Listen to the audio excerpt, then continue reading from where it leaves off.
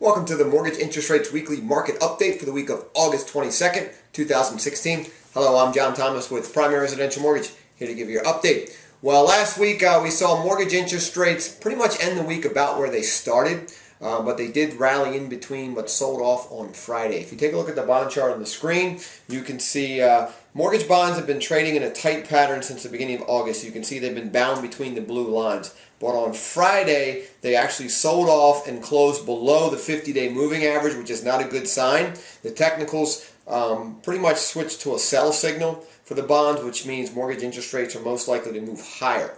So unless the bond can rally above the 50-day moving average, the technicals are appearing to show that mortgage interest rates should be moving higher this coming week. So with that in mind, we're going to recommend locking your mortgage interest rate to start the week. If anything changes in that front, we'll definitely let you know. Now, in economic news, the Federal Reserve is talking about hiking its short-term interest rate, which is called the Fed funds rate.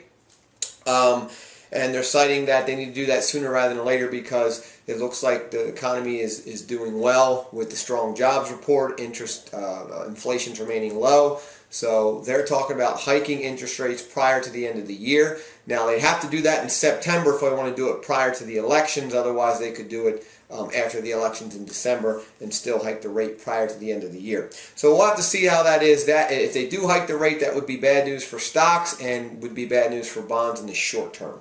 We did see the weekly initial jobless claims come out on Thursday, and weekly initial claims came out at 262,000 claims for the week, which was down 4,000 from the previous week and slightly better than the 265,000 claims that were projected. Now, this was the sample week for the August jobs report, which will be coming out at the first Friday in September.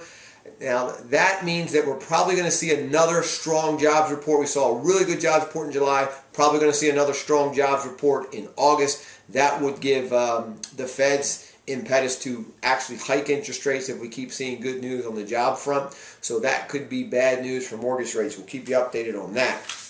And then we saw the Consumer Price Index, or the CPI, come out for July. That's a measure of inflation at the retail level. Pretty much showed very tame inflation, almost no inflation, 0.8% year over year. So very tame inflation. That's actually bond-friendly news.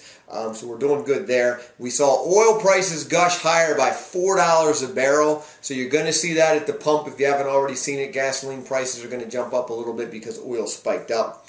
In the housing news, for new home builders, we saw housing starts for July 2016 released, and they showed an increase of 2.1% in housing starts over June's number. That's very good, up to 1.21 million units on an annualized basis. So new home construction really taking off there. That's great news. It's showing it's basically the best reading in 5 months for housing starts. So new construction's doing very well.